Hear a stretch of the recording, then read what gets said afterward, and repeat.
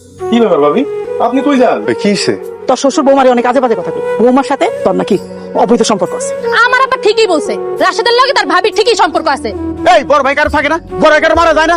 আজকাল তো বড় ভাই মরে গেলে দেবররা ভাবির দিকে তাকাই দেখে না। আসলে তোমার জন্য এত পাগল কেন? কারণটা কি? কয়টা কারণ আপনি জানতে চান? আমার বয়স যখন 6 বছর তখন আব্বা মারা যায়, ভাইয়ের বয়স তখন 12। ওই বয়সী ভাই আমার আব্বার অভাব বুঝতে দেয় নাই। ভাইয়া কিন্তু আমার চেয়ে অনেক বেশি মেধাবী ছাত্র ছিল, কিন্তু হতদরিদ্র পরিবারের দুইজন তো একসাথে পড়ালেখা করে দেবো না। কাউরে না কাউরে তো পরিবারের দায়িত্ব কাঁধে তুলে নিতে হইব। সেই দায়িত্বটা কাঁধে তুলে নিছিল আমার ভাই, আর আমার কাঁধে তুলে দিছিল পড়ালেখার দায়িত্বটা।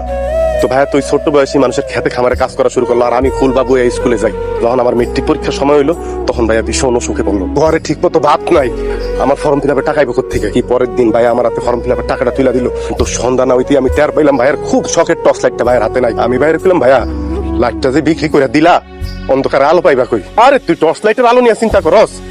আমি তো স্বপ্ন দেখি আমার ছোট ভাই এমন ভাবে আলোকিত হইব একদিন, যেই আলোয় আমগো অভাব দূর হয়ে যাবো, আমগো গ্রাম, আমগো সমাজ তথা আমগো দেশ আলোকিত হইব। আমিও দিন রাত পড়ালেখা করলাম, দেশের সর্বোচ্চ বিশ্ববিদ্যালয়ে পড়ালেখা করলাম, কিন্তু যখন মাস্টার্স পরীক্ষা দিমু তখন দেখি আমার শরীর আমার কথা শুনতেছে না। ডাক্তারের কাছে গেলাম, ডাক্তার আমার জানাই দিল যে আমার 2টা কিডনি ড্যামেজ। আমি বাইরে জানাইলাম, ভাইয়া আমার কাছে ছুটে গেল। ভাইয়া আমার তার মাথায় হাত রেখে শপথ করাইলো, খবরদার এই কথা দুনিয়ার কাউরে কইতে পারবি না। আমি সেই দিন দেখলাম একটা পুরুষ মানুষ কেমনে কান্না করতে পারে।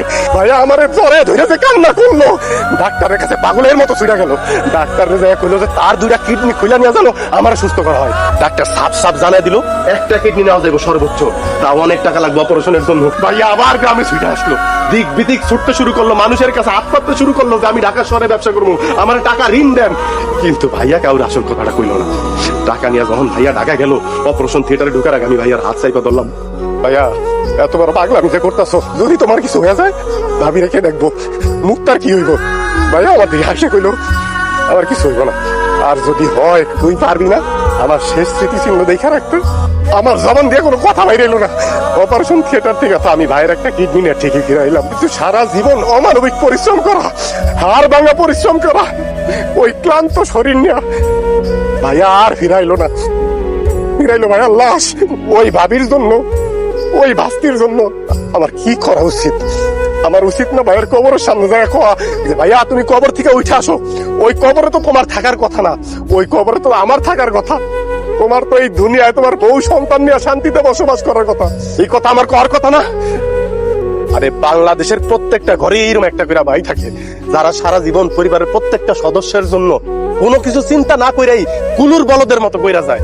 তাদের ঋণ শোধ করার মতো ক্ষমতা বাংলার জমিনে এমন কোন মার সন্তান জন্মায় নাই যে শোধ করবে।